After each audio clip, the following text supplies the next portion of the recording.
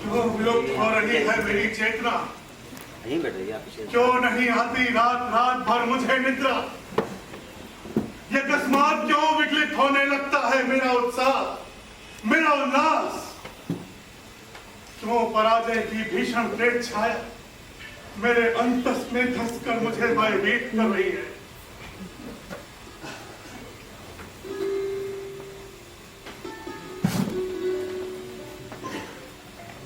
ये रात्रि के अंतिम प्रहर की भयावह शांति है या सुयोधन की मृत्यु की सूचना?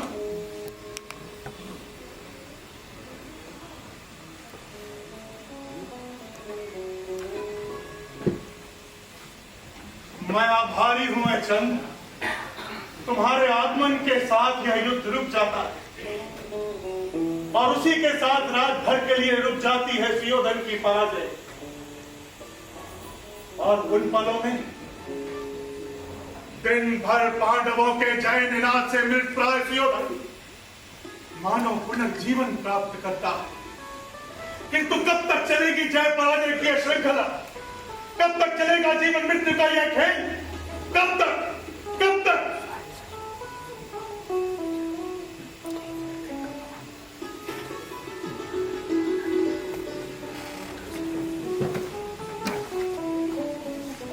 लो, ये तो सूर्योदय होने वाला है। बस प्रारंभ हो जाएगा रक्त तांडव। अरे लाज नहीं आती तुम्हें? आ गए पुनः कि मैं दर्पण में अपना मुख देख सकूं? अरे सदा के लिए अस्त क्यों नहीं हो जाते तुम मेरे सेनापतियों की भांति? अरे वो शत्रुओं को पराजित न कर सके, किंतु मृत्यु का आलिंगन कर उसके आंचल में अपना मुख तो छुपा लिया।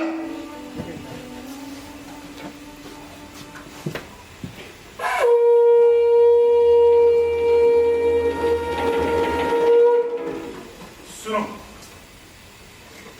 अर्जुन के देवदत्त शंख का आह्वान।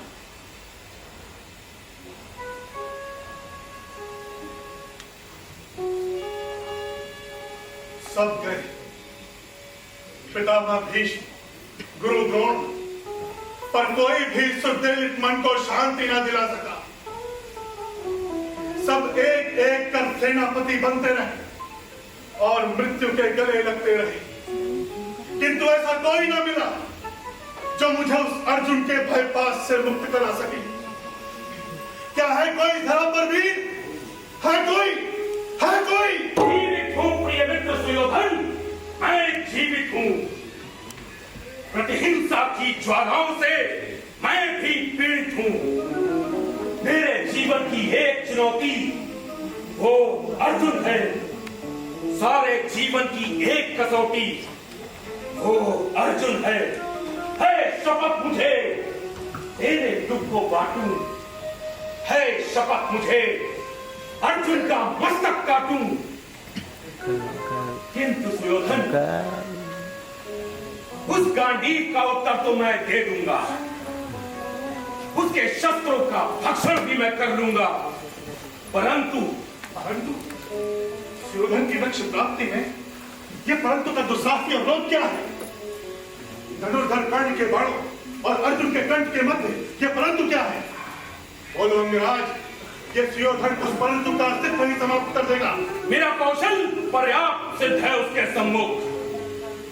किंतु सुयोधन, केशव है उसके रथ के संचालन करता।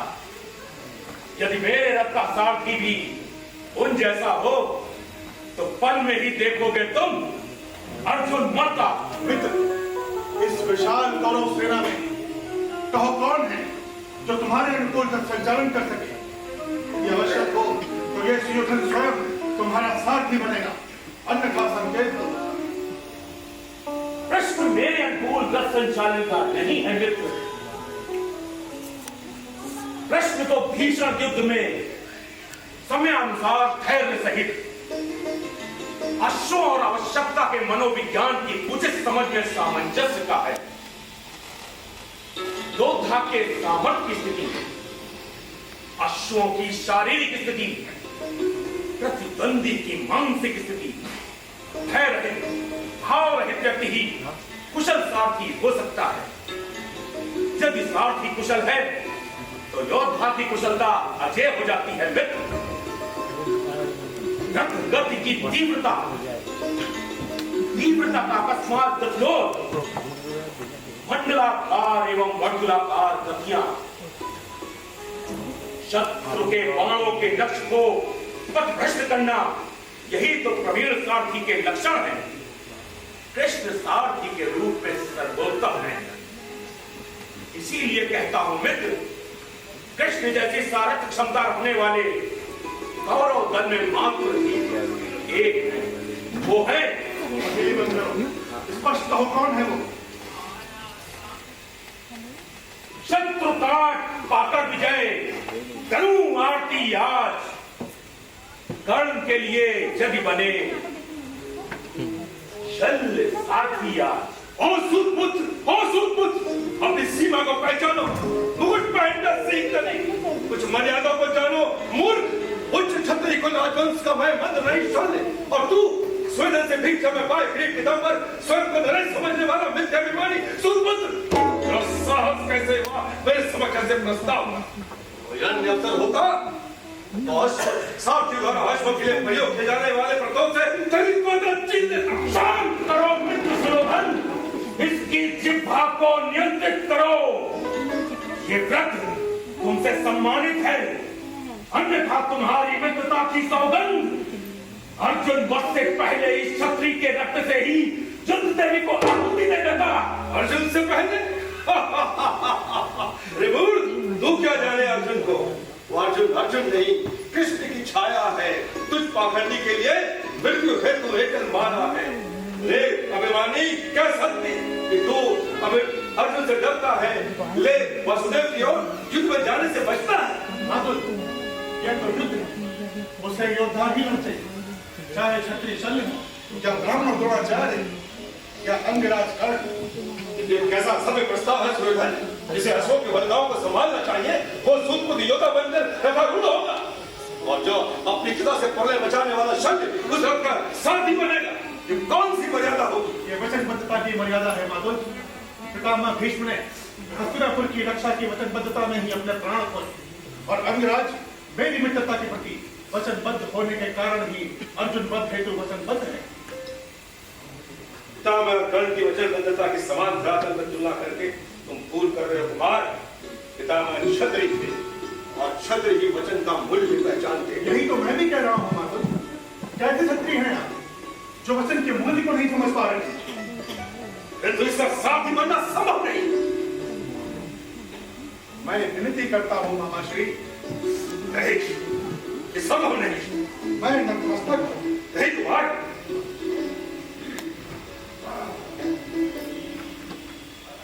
तो सुनिए माधुर शल्य, युद्ध से पूर्व आपने मुझे वचन दिया था कि आपका शरीर और आपके भौतिक संसाधन मेरी सेना में मेरी इच्छा अनुसार संचालित होंगे। किंतु परंतु बाद में कहिए कि मैं सत्य कह रहा। ये सत्य है। तो दीजिए वचन, युद्ध में आप उस रथ के सारथी होंगे जिस पर कर्ण होंगे। अभी अभी आपने ही कहा कि क्षत्रिय ही वचन का मूल्य जानते हैं।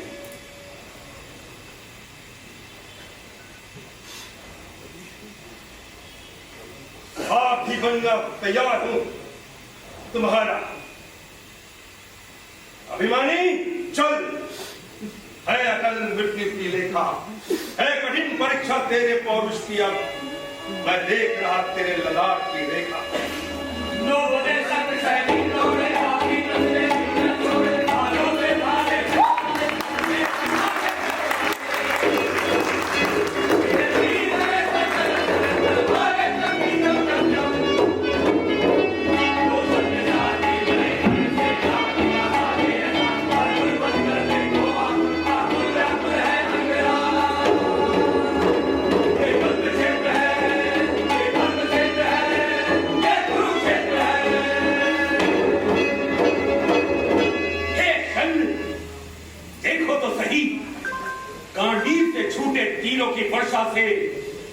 भी मलिन हो रहे हैं।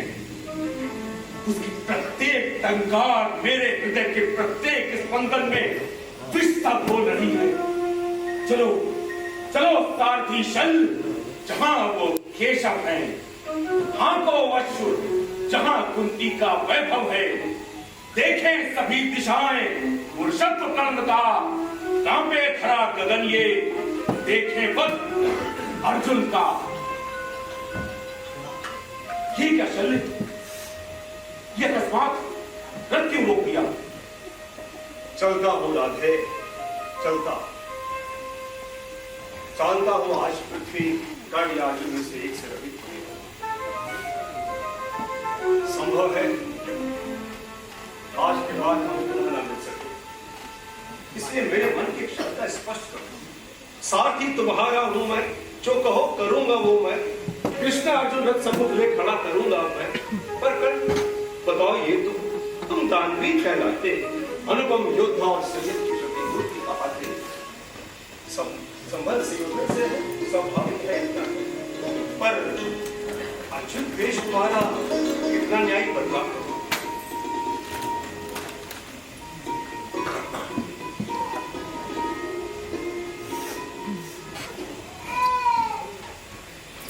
मेरे अंतर मन के सबसे मर्द बिंदु को छेड़ा है तुमने।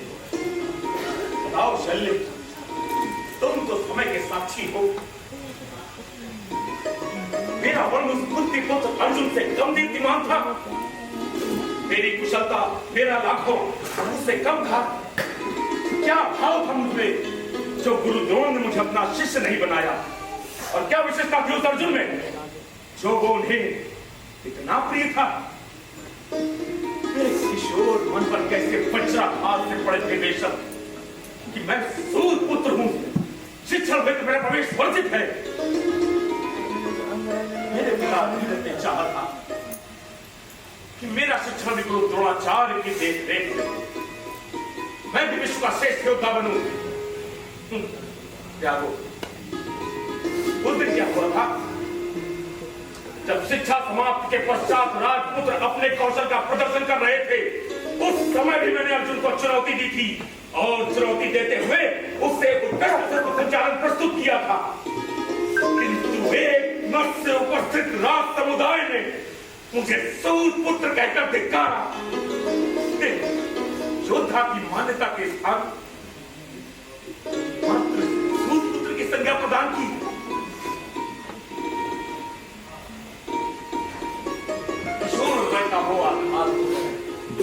लेता,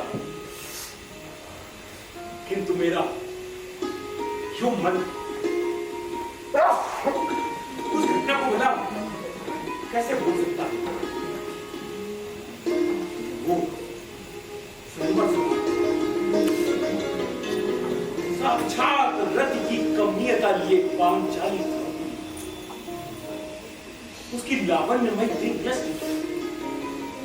मानो पुष्प पल्लवित लता की भांति मंडप को सुवासित कर रही है। उसे देखते ही मेरे यौवन में था उल्लास, मधुर था हर्ष, नैनों में सतरंगी सपने, पांचाली पाने को आतुर कितने, मन में उमंग, तन में तरंग, सांसों में प्यास, प्रणय की थी। नस नस में आतुर था अनंत, इच्छा तब प्राण लय। ये सोच की प्रत्यंचा को जो ही मैंने शब्द समझाना। अग्निगर्भ से तुझी हूँ, मुझ में गए रक्त अग्निदेवा। तू सूत पुत्र है वर्णहीन, तुझसे परिणय नहीं हो सकता। तू साहस बनकर सूत पुत्र, द्रौपदी बनेगी राजपुत्र। तुझसे विवाह से पहले मैं बरमाला कर दूं। दीपान सा वो द्रौपदी का स्वर मानो चारों दिशाओं से प्रलयंकारी बवंडर की भांति मुझ पर टूट पड़ा। शून्य सा भर गया मेरे मन में, रक्त पान की ज्वाला से खौल उठा और तभी वो ब्राह्मण वेशधारी क्लीब अर्जुन मेरे सामने ही लक्ष्य कर पांचाली को ले गया। पांचाली की वरमाला मुझे सर के समान मृत्यु दे रही थी और अर्जुन को जीवन। शल्य कैसे भूल सकता हूं उस घटना को जब स्वयंवर सभा में भी सूत पुत्र कहकर धिक्कारा गया।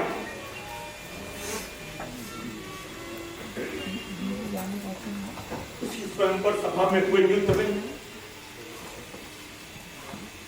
अर्जुन के हाथों मेरे पुत्र सुदामन का वध हुआ था।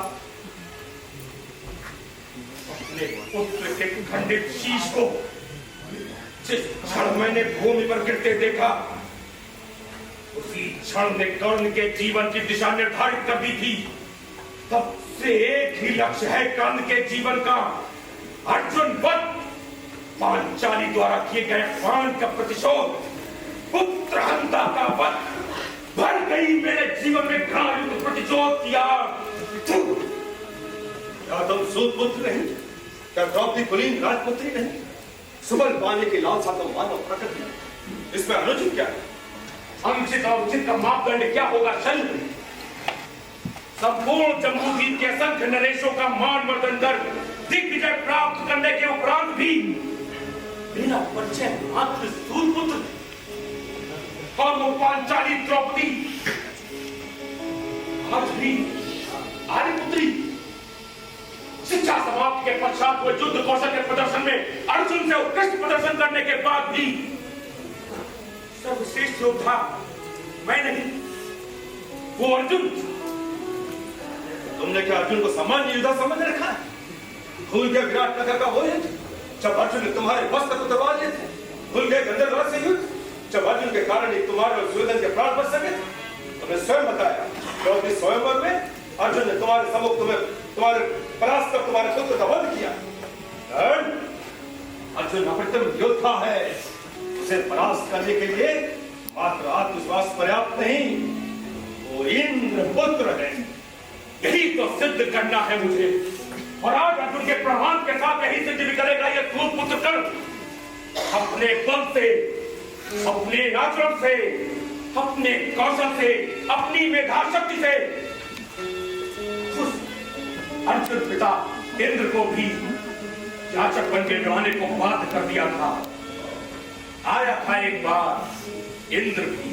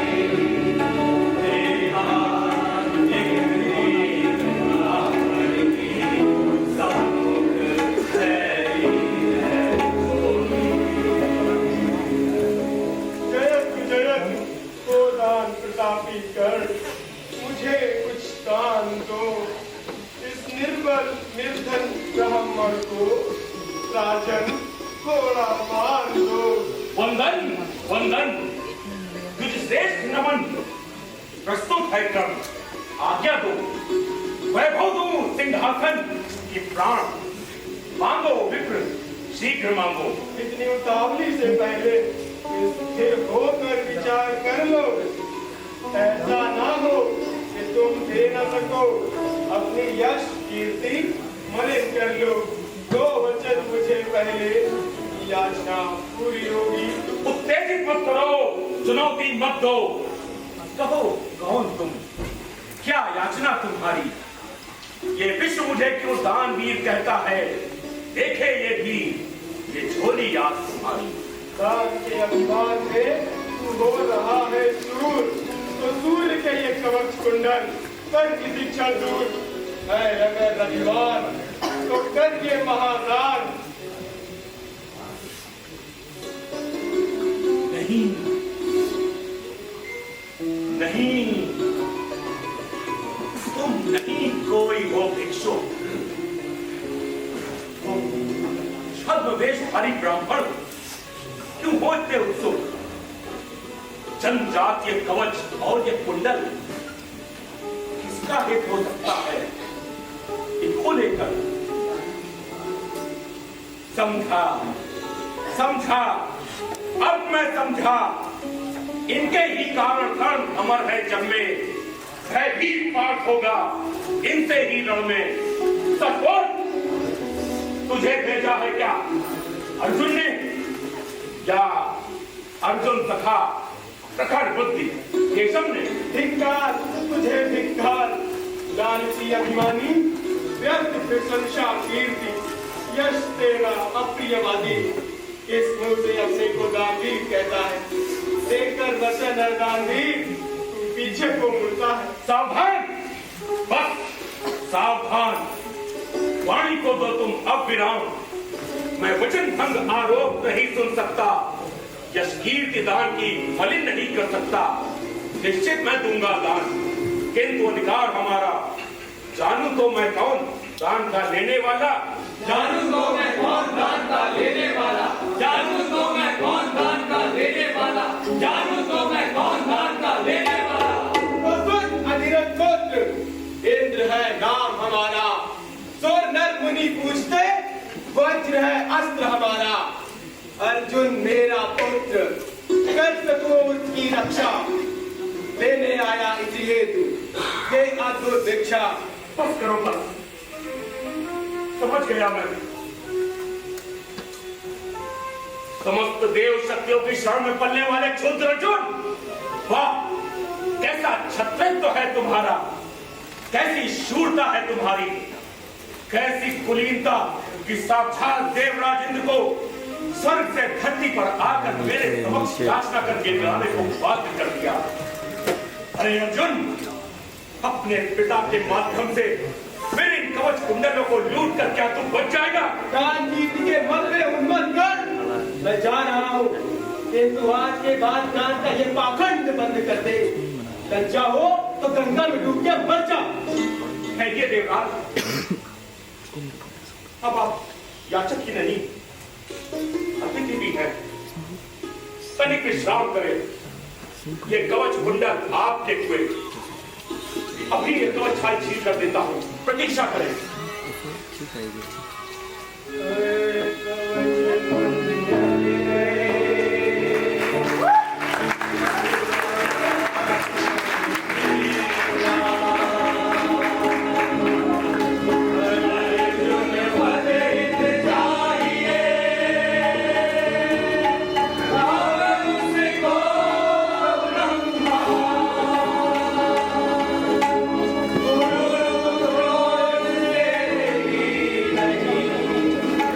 संभव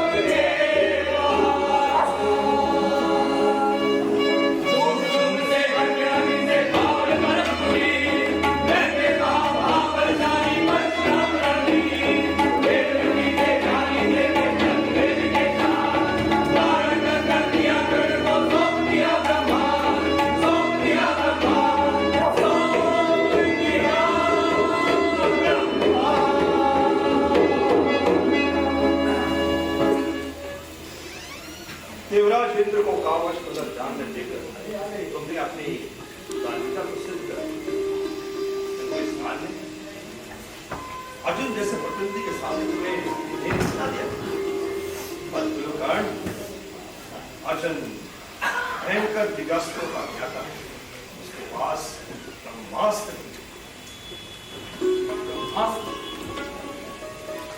हाँ शल्य, ब्रह्मास्त्र की प्राप्ति की घटना भी मेरे जीवन का एक करुण अंग है। मैं भी दिव्यास्त्रों का ज्ञान प्राप्त कर पूर्ण योद्धा बनना चाहता था। ब्रह्मास्त्र प्राप्त कर अर्जुन का योग्य प्रतिद्वंदी बनना चाहता था। इसीलिए गया था मैं महेंद्र पर्वत पर द्रोणाचार्य पितामह भीष्म के गुरु भार्गव परशुराम के पास।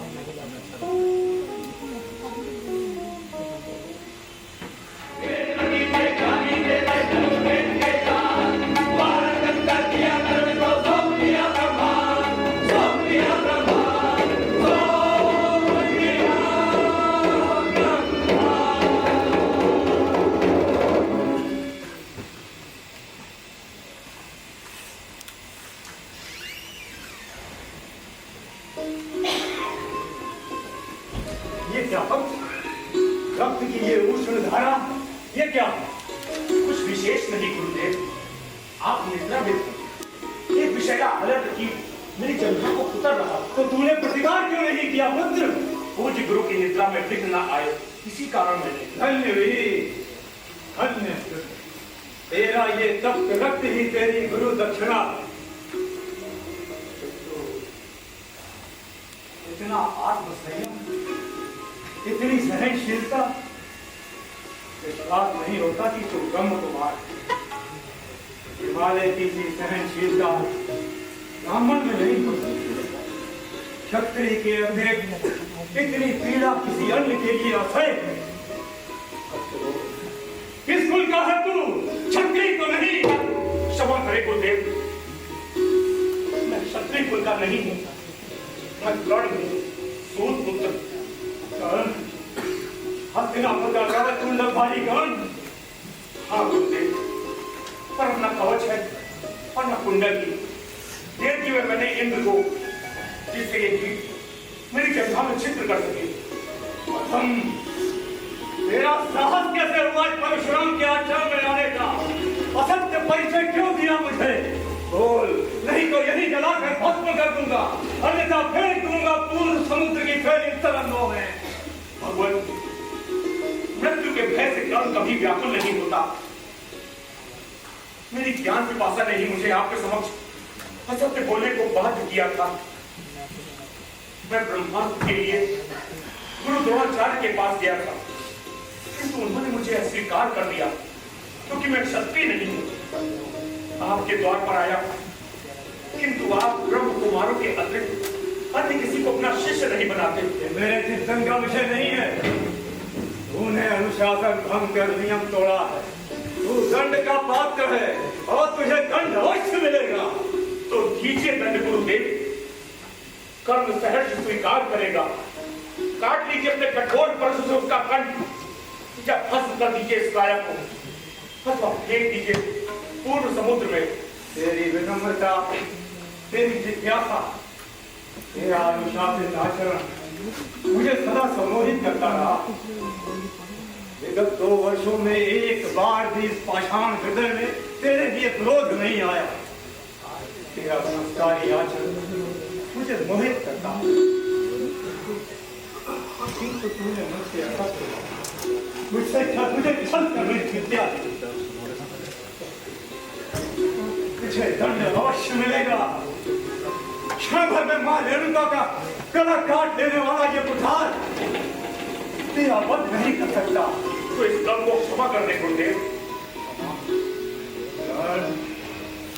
मैंने 21 बार इस धरती को छत्री से रहित कर दिया। 21 बार मैंने क्षत्रियों को विधवा बना दिया। 21 बार मैंने तुझको बालकों के सर जंगल को जलाकर राख कर देता है, उसी प्रकार मैंने उन्हें मिटा दिया। मैंने तुझे अपने प्रिय पुत्र की भांति रखा। जब तुम रात में सोया रहता था, मैं तेरे कानों में अपनी शस्त्र विद्या से रहस्य भरता रहता था। तो जैसा शिष्य पाकर मैं धन्य, अपने जीवन का समग्र संचित ज्ञान तुझे सौंप कर मैं निश्चित। किंतु ये तुमने क्या किया? मुझे छल किया, तुझे बर्दाश्त मिलेगा। का संस्कार करना होगा, कौन छल? जब तेरा अंत समय आएगा, रणभूमि में तेरे रथ का पहिया पृथ्वी में धंसने लगेगा। मैं जमदग्नि पुत्र परशुराम तुझे श्राप देता, उसी समय तू मेरी दी हुई विद्या को दूर कर।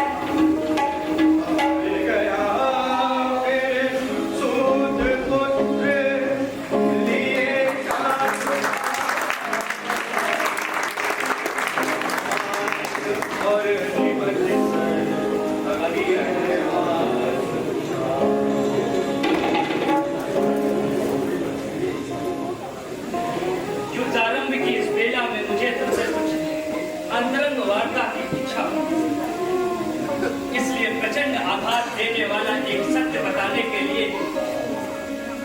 मैं तुम्हें सभी लोगों के बीच से नगर द्वार के बाहर ले आया हूं।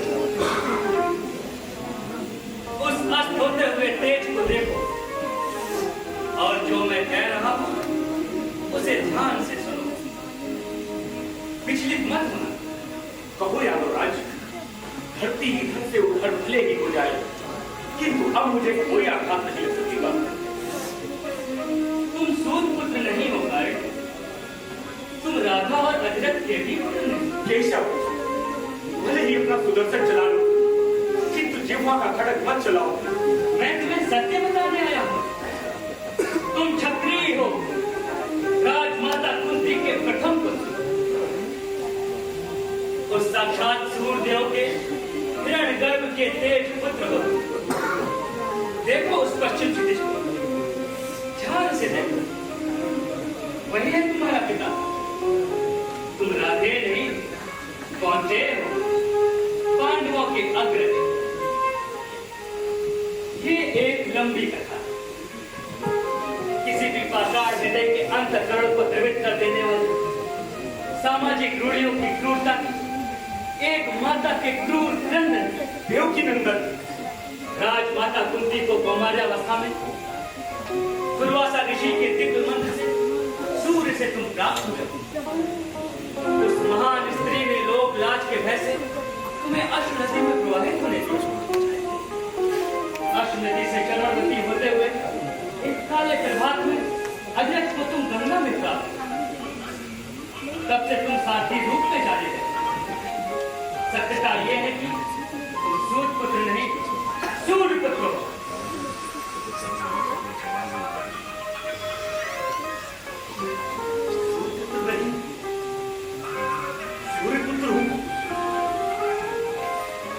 तो राधा मेरे माता पिता नहीं, माता कुंती और सूर्य जो मेरे माता पिता है। नहीं, ये सत्य है, कहीं मैं विचलित न हो जाऊं। अधिक सोच विचार मत करो, चलो मेरे साथ, रथ पर बैठो। धर्म ज्ञान, अर्थदान, दान सत्र, आत्मसंयम, आज से तुम समस्त पांडवों की अपेक्षा एक महान पद पर पहुंच चुके हो। इस सच में अद्भुत आकर्षण और रोमांच क्यों लग रहा है गोपाल? तुम चलो तो गाड़ी, बंधु के रूप में तुम्हारा राज्याभिषेक पांडव स्वयं करेंगे। युधिष्ठिर विनीत भाव से श्वेत सूत्र में चवड़ डुलाएगा। सामर्थ्यशाली भीम तुम्हारे सिर पर छत्र धारण करेगा और जिसे तुम अज्ञानवश अपना परम शत्रु मानते हो, वो धनुर्धर अर्जुन तुम्हारे रथ का सारथ्य करेगा। नकुल, सहदेव, द्रौपदी के पांचों पुत्र सभी तुम्हारे सेवक अनुचर बनेंगे। बस करो कृष्ण, बस करो। स्वप्नों के भव्य रंगीले संसार में मुझे भ्रमित मत करो। ये स्वप्न नहीं, सत्य है। कौनते राष्ट्र और अंतःपुरों की सभी पराक्रमी योद्धाओं समेत प्रत्यक्ष स्वयं मैं भी तुम्हारा अनुचर बन जाऊंगा। उद्धव, बलराम, सात्विकी, उग्रसेन आदि समस्त पांडव तुम्हें राजा के रूप में स्वीकार कर तुम्हारे सामने सिर झुकाएंगे। प्रद्युम्न, चारुदेश, सुदेश, चित्रांशु, भानुसेन सभी मेरे पुत्र तुम्हारे आज्ञाधीन हैं। सुगंधी शरीर की श्यामल आद्रा द्रौपदी पति के रूप में तुम्हारे तलवों पर चंदन मिश्रित उपकरण बनेगी।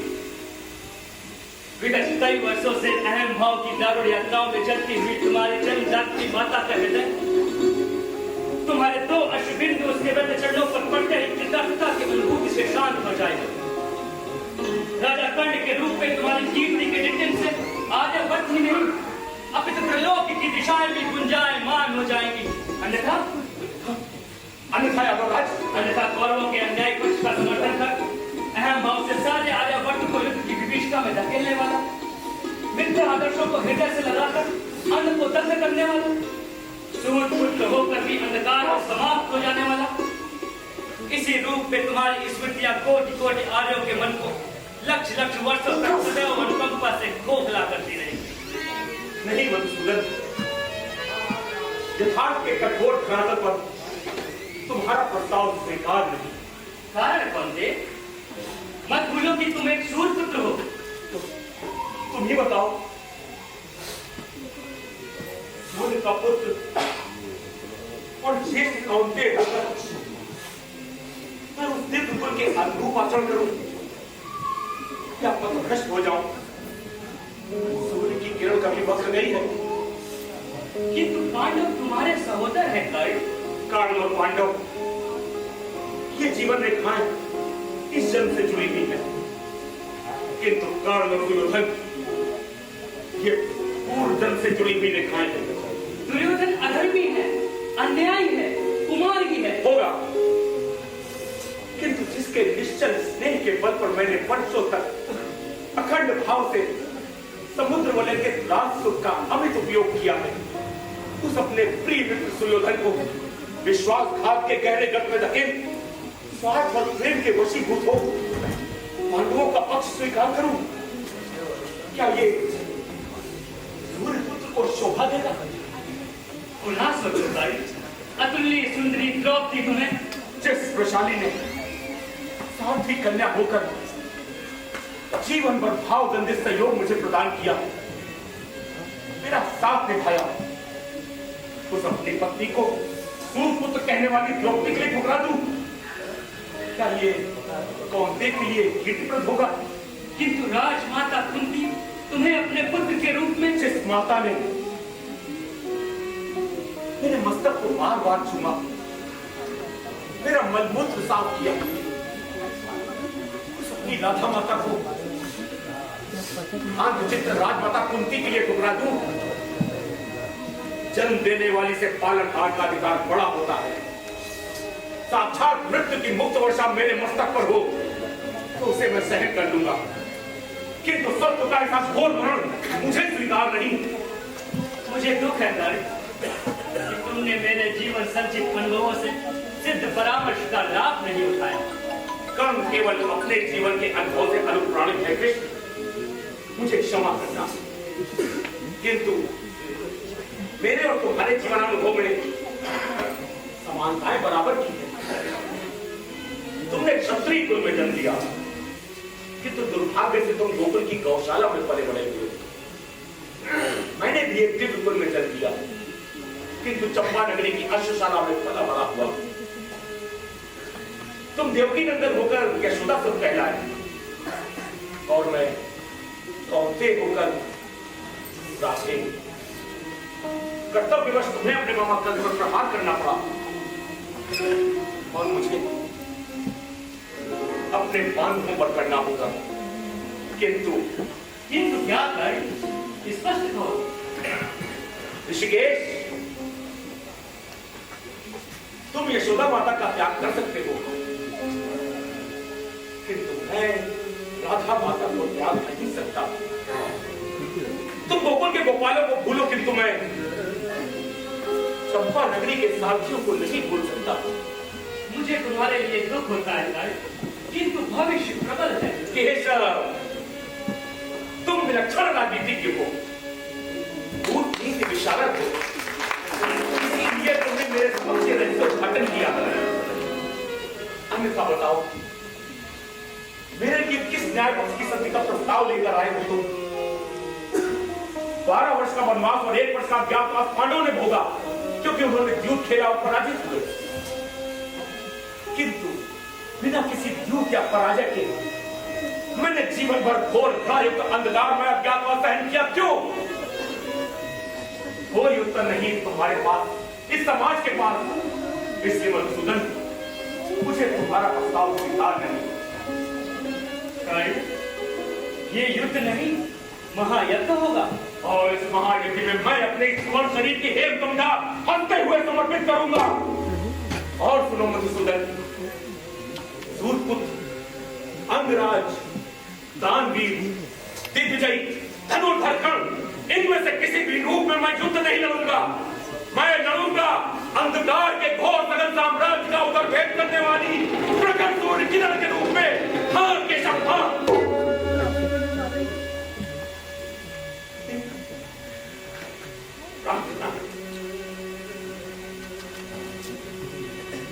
पांडवों को ये मत बताना कि मैं उनका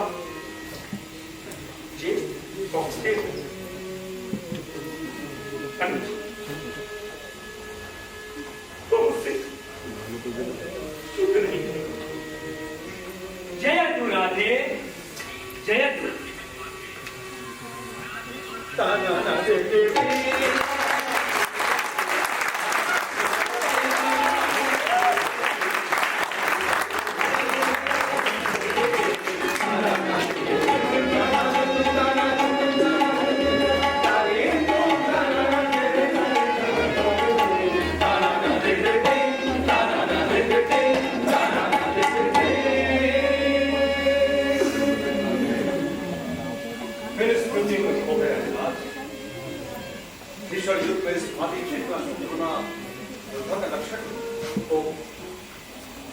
धन्यवाद शल्य, मुझे सचेत कर तुमने हाथ साथी होना सिद्ध कर दिया। वस्तुतः मैं खोया था अपने जीवन की अंधेरी तिथियों में। मुझे न जाने क्यों अपने ही जीवन की घटनाएं स्पष्ट से दिखने लगी। किंतु चलो, कर्ण अब सजग है। चलो शल्य, आज ये रात है युद्ध में योद्धाओं के डर को प्रदलित कर देने वाला है। प्रहलाद, युद्ध को शोभा नहीं है, शब्दों से अधिक शस्त्र चलाओ। पढ़ो कर्ण वो देखो भीम गदाधारी, उठो कर्ण वो देखो धनराज प्रतापधारी, लड़ो कर्ण वो देखो सैन्य नकुल को शांत करो, भिड़ो कर्ण के कृष्णार्जुन को क्रांत करो। पूजा पाठ करने वाला वो युधिष्ठिर किसी भोजन रसिक दादुर की भांति उछल कूद करने वाला वो भीम षोडशी सी कमनीयता लिए हुए वो नकुल और सहदेव नहीं।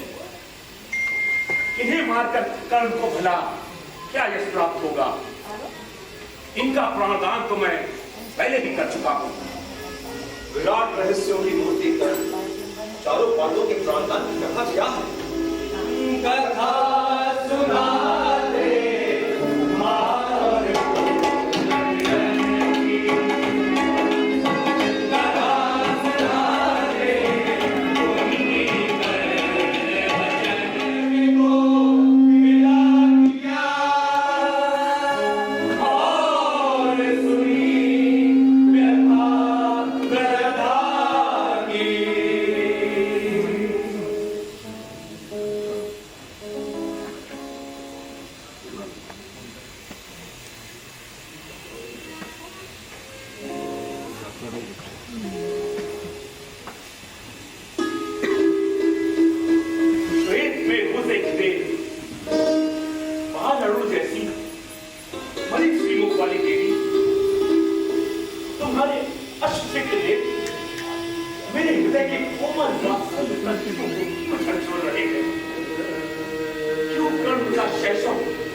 तुम्हारे दर्शन मात्र से प्रदीप्त हो रहा है।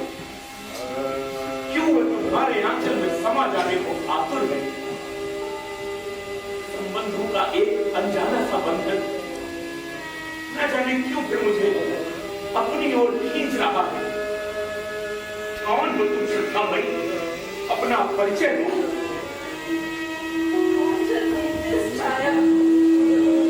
तुम पर वात्सल्य की वर्षा करनी चाहिए।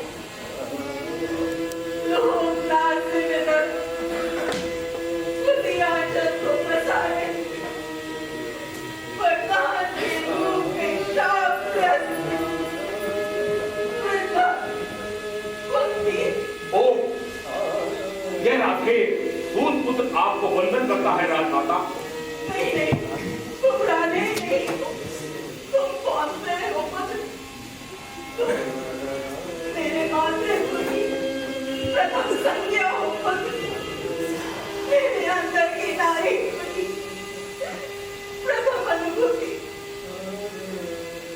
तुम्हें तो श्री कृष्ण ने सब कुछ बता दिया है सर। तुम सूत पुत्र नहीं, सूर्य पुत्र हो। मैं राजमाता नहीं, तुम्हारी अपनी माँ हूँ। क्षितिज के पार से उठते सूर्य का सौंदर्य लुभाता तो है देवी, पर कोई उसे छू नहीं पाता। हाँ, श्री कृष्ण ने बताया था मुझे सब कुछ, इसीलिए तुम्हारी वाणी के ताप ने दहका दिया है मुझे। निमिष मात्र में तुम मुझे मां की ममतामयी मूर्ति से दिखती हो, किंतु अगले ही क्षण अपने ही पुत्र का भक्षण करने वाली भयानक कृत्या की। नारी बहुत कमजोर होती है समाज के स्थापित मूल्यों के समूह। तुम उस क्षण की चिंता को नहीं समझ सकते जब नव प्रसूता मैं निगाह से पड़ी थी और मेरे सम्मुख से दो विकल्प, एक होता अपने ही प्राणों के अंश का त्याग ताकि लोग मर्यादा सुरक्षित रह सके, और दूसरी ओर उस माँ का हृदय जो उस नवजात शिशु के रूप में अपनी ही काया से बाहर निकल मेरे हाथों में हो रहा था। एक और भी लोग और समाज की क्रूर अशांति रखते मांगे, और दूसरी ओर उस शिशु के दिल मिलाते नीले लोग नेत्र बिंदु।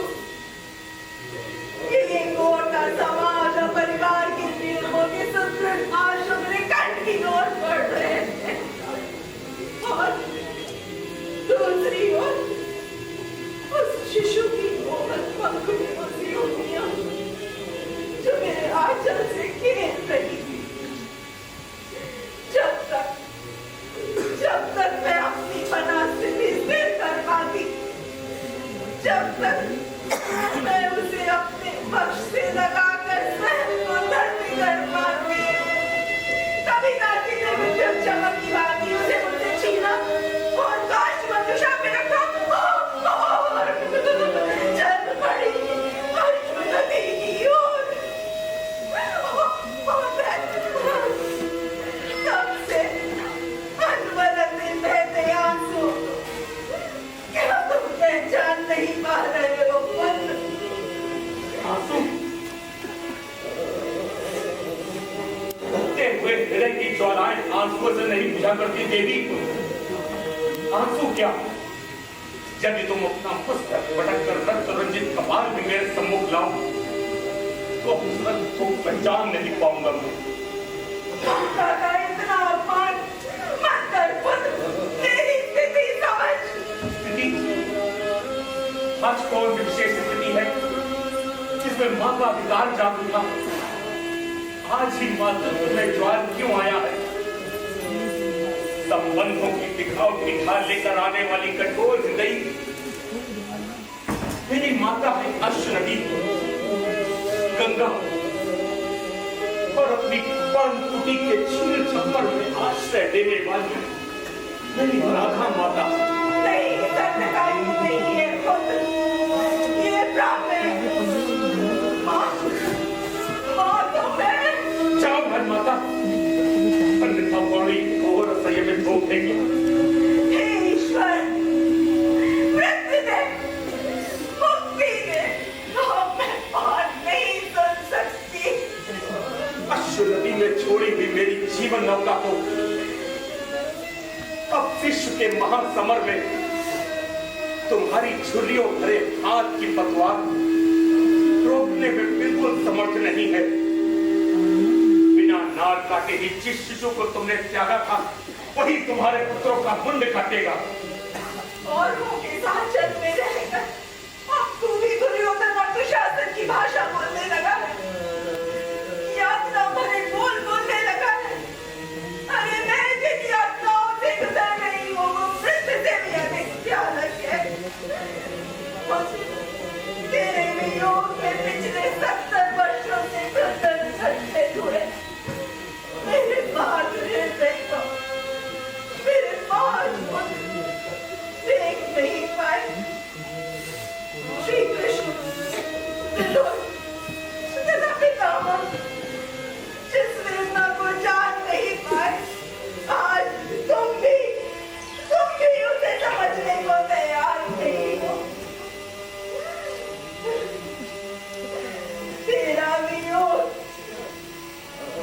तेरा वेदों, पुत्रों का वनवास, तुम्हारा घोर अपमान और द्रौपदी की विडंबना, और आज भाइयों भाइयों ने एक दूसरे की हत्या की प्रतिज्ञा की है। उसे देख कोई भी मां पागल हुए बिना रह सकती है क्या? तो इन सब दुखों का कारण मैं ही हूं क्या? तुम्हारा त्याज्य पुत्र? इसीलिए तो कह रही हूँ, चल सब दुखों का अंत करो, अपने घर चलो। मेरी आज्ञा से युधिष्ठिर तुमसे क्षमा मांगेगा, गदाधारी भी तुम्हें चरण स्पर्श करेगा, अर्जुन अपना गांडीव तुम्हारी रक्षा में सतर्क करेगा, और पांचाली शेष जीवन तुम्हारी सेवा में बिताएगी। सभी तत्मस्तक होंगे पुत्र। श्री कृष्ण की भाषा मत बोलो राजमाता। पुत्र को आगे कर मेरे कवच कुंडल टूटने वाला तुम्हारा अर्जुन, सारथी कहकर मेरा अपमान करने वाला तुम्हारा भीम, सूर पुत्र कहकर मुझे ठुकराने वाली तुम्हारी द्रौपदी, और अबोध निष्पाप शिशु को नदी की महाबाढ़ में धकेलने वाले तुम। यदि आज सब मुझे पुत्र पति के रूप में स्वीकार करने को तत्पर हो तो ये एक पाखंड है जो मुझे स्वीकार नहीं। राजमाता, जिन हाथों ने प्रतोद और राजदंड समान भाव से पकड़े हैं, उन्हीं हाथों ने तेरा वंदन किया। इसी को अपना सम्मान समझ अब चली जा। झूठे पुत्र प्रेम प्रदर्शन की आवश्यकता नहीं। स्त्री केवल जन्म देने से ही मां नहीं बन जाती राजमाता। राजमाता, मैंने अपने द्वार पर तुम्हें याचक के रूप में पाया। अपनी इस आकांक्षा के अतिरिक्त अन्य कुछ मांगना हो तो मांग लो, दान अवश्य दूंगा। याचक ही समझ लो, इस अभागी को तो याचना करो। मेरे 5 पुत्रों को अभय दो, उनका अपने बंधुओं का वध मत चलो। जननी होकर भी तुम्हारे सामने आचर बचाकर भिक्षा मांगती हो। इंद्र को कवच कुंडल दिए, 3 दुखियों को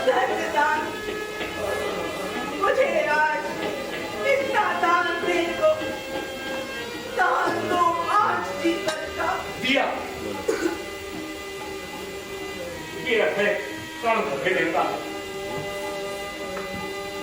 युद्ध में अर्जुन को छोड़कर अन्य किसी पांडव का वध नहीं करूंगा। याचना 5 पांडवों की जीवन रक्षा की है। ठीक, तुमने मुझे प्रथम कौंते कहा, तो जाओ राजमाता, युद्ध में यदि मैं मारा गया तो तुम 5 पुत्रों की माता तो होगी, और यदि अर्जुन वीर गति को प्राप्त हुआ तो तुम 5 पुत्रों की माता अवश्य कहोगी। युधिष्ठिर, भीम, नकुल, सहदेव और अर्जुन या कर्ण। तुम धन्य हो। मेरी यात्राओं से भी गहरी यात्राएं चुपचाप सहन करने वाले तुम मेरे सर्वश्रेष्ठ पुत्र हो। आओ, अपनी यात्राएं मुझे दे दो।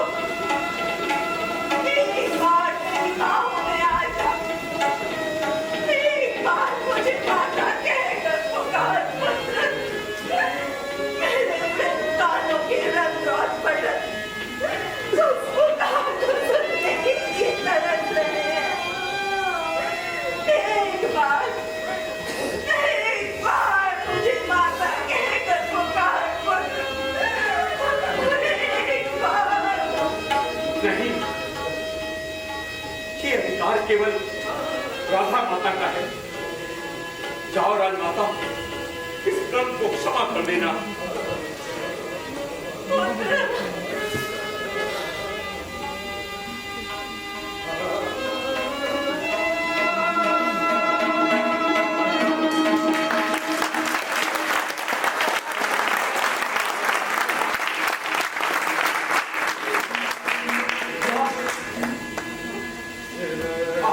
मेरा भ्रम टूट गया। तुम्हारे धवल केशों की भांति ही तुम्हारा जीवन धवल है, पवित्र है, शुचिभूत है। वंदन माता, वंदन।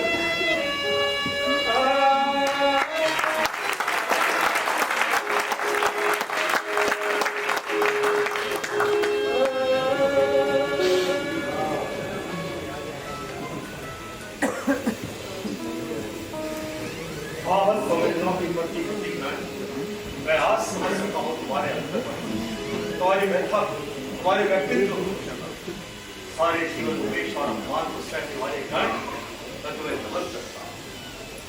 किंतु आज पुनः रहित होकर परशुराम के साथ तुम्हें अर्जुन वध की अपनी प्रतिज्ञा पूर्ण करनी। अरे शल्य, मेरी शक्ति तो मेरी प्रतिहिंसा की धधकती अग्नि है, ये कवच नहीं। मेरी शक्ति तो मेरा पूंजीभूत अपमान व लांछना है, जो आज एक विस्फोट में अर्जुन को ऐसे छिन्न भिन्न कर देगा जैसे कंचना की चमक चमक आकाश के मेघों का बदल जीर्ण कर देती है। आज मेरे बाण अर्जुन कृष्णार्जुन रथ को ऐसे छिन्न भिन्न कर देंगे, ऐसे आच्छादित कर देंगे जैसे पूर्णिमा के इंद्र को राहु ग्रस लेता है। हाँ, आज महासमर में महाविनाश, महातांडव होगा। तुम्हारी वचनता, तुम्हारी अति आत्मविश्वास की सीमा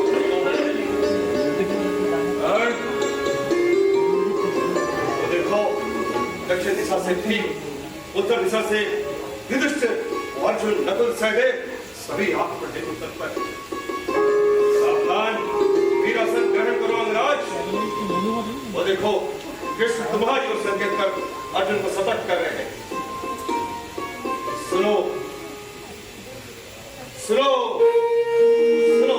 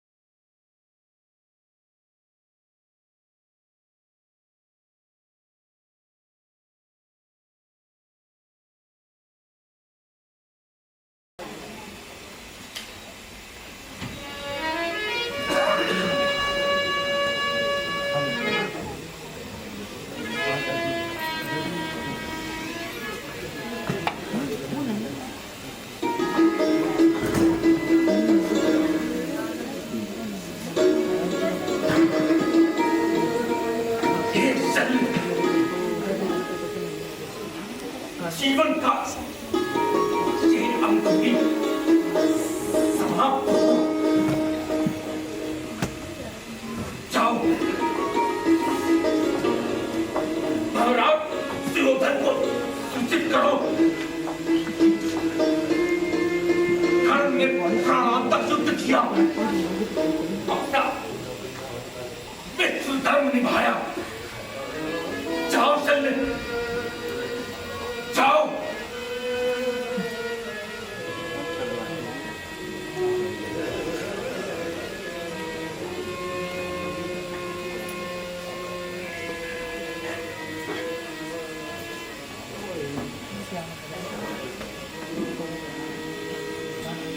भटक रहा हूँ कई दिनों से बीती बीती, कोई नहीं बतलाता, कोई राह नहीं दिखलाता। कैसे मेरा कष्ट निवारण होगा? विपदा की इस बेला में कौन सहायक होगा? जिसकी कीर्ति अखिल आर्यावर्त में फैली है, कैसे ढूंढूं उसे? ना जाने कहां वो होगा। वो कहां गया वो दानवीर, वो युद्धवीर, वो कर्मवीर, वो अंगराज, सेनापतित्व में जिसके है ये कुरु राज्य, उससे ही बस आस बची है जीवन की। करो याचना कुछ, ओ कहाँ हो, कहाँ हो?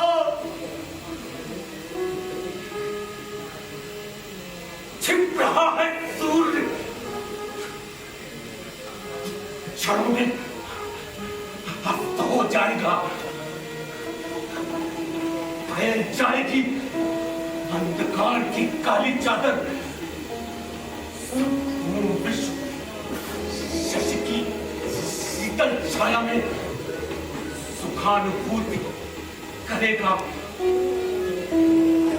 किंतु ये क्या, ये मेरे नेत्रों के आगे अंधकार क्यों छा रहा है? ये मृत्यु देने के लगाते केस क्यों घेर रहे हैं मुझे?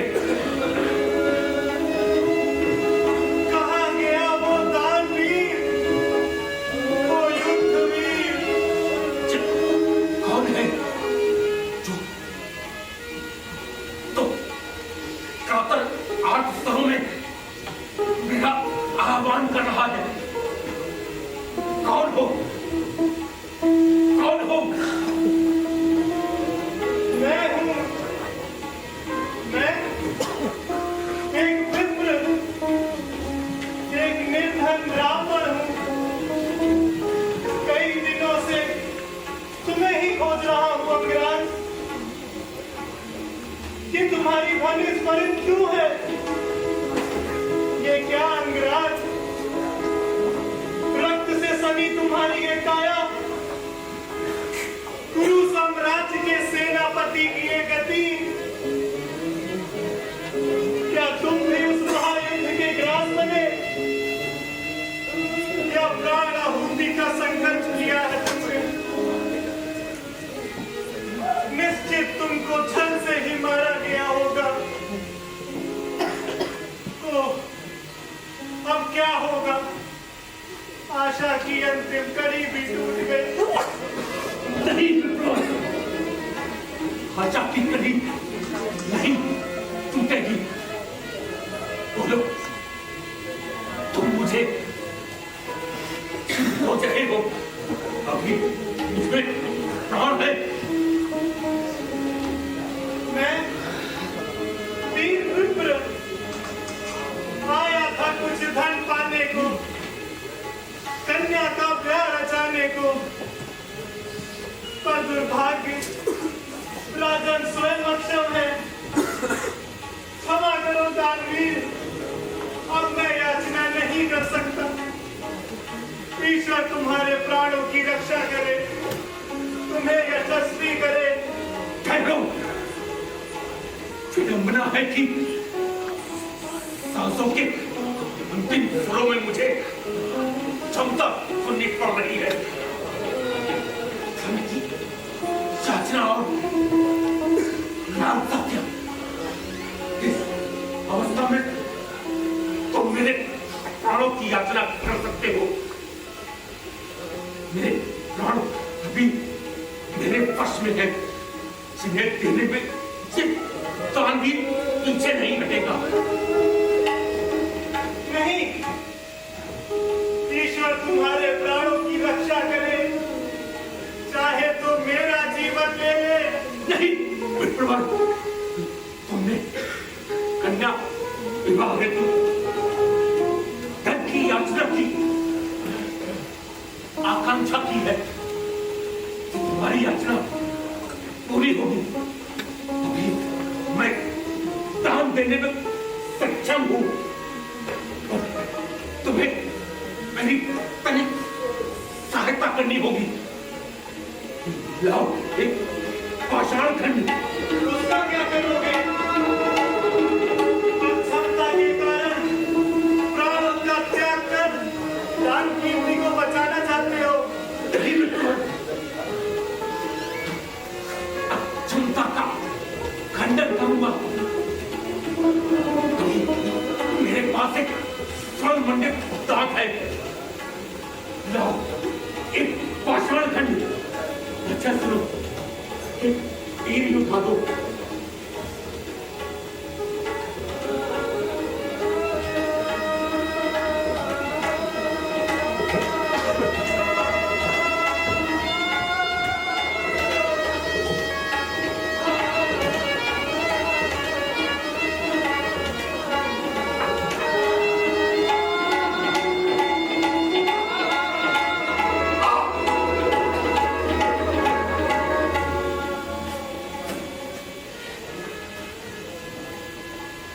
लो, ये दांत स्वर्ण मंडित है।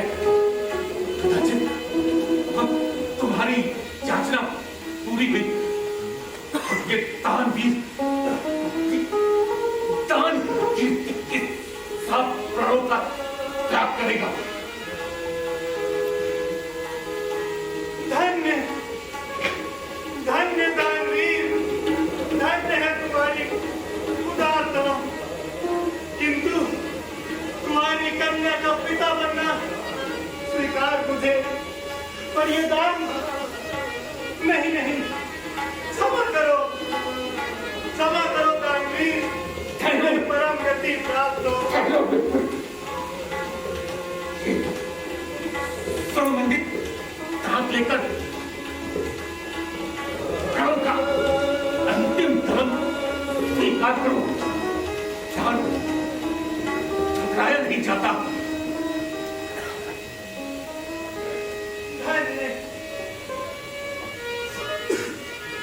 धन्य दानवीर, धन्य है उस माटी को जिसने तुम्हें जन्म दिया, तुम्हें संस्कार दिया।